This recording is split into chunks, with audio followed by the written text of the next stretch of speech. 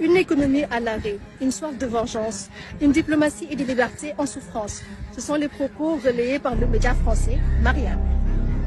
Après un an à la tête du Sénégal avec une forte majorité à l'Assemblée nationale, le président Bassirou Diomaye Faye dresse un bilan contrasté, selon Erwan Davout, directeur de géopolitique.fr, dont les propos sont relayés par le média français Marianne. Le débat politique semble monopolisé par un désir de vengeance à l'égard de l'ancien pouvoir, autoritaire et liberticide, un parti-État qui promeut un panafricanisme régional mais qui invisible le Sénégal sur la scène internationale. Dans sa tribune, Erwan Davout affirme qu'il y a une volonté de revanche qui anime le nouveau pouvoir sénégalais. En effet, ce dernier a lancé un audit bien tâté des finances publiques qui, sans surprise, est extrêmement sévère à l'encontre de l'ancien pouvoir.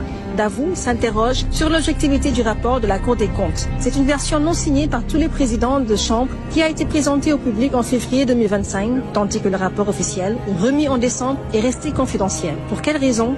Rappelons que c'est la même chambre, sous l'autorité du même président, avec les visas de tous les présidents de chambre, qui avait certifié chaque année les comptes de l'État. Il soutient que ce rapport, aux fins politiciennes, a freiné les investisseurs, renforcé les difficultés à trouver un accord avec le Fonds monétaire international FMI et dégradé la note du Sénégal par les agences de notation Moody's et Standard & Poor's, rendant le recours à l'emprunt encore plus difficile et plus coûteux. Même le secteur du BTP n'a pas échappé à cette crise animée par le désir de vengeance, estime le directeur de géopolitique.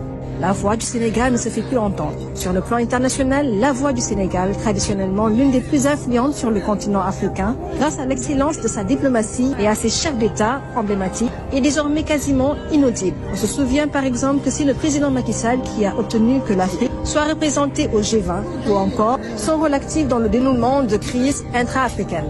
Tout cela semble appartenir au passé, regrette Erwan Davout, qui souligne que l'actuel président de la République et son premier ministre ont recours sans ménagement à un discours populiste pour promouvoir un panafricanisme régional ambiant et prôner une volonté légitime de passer d'une indépendance formelle à une réelle.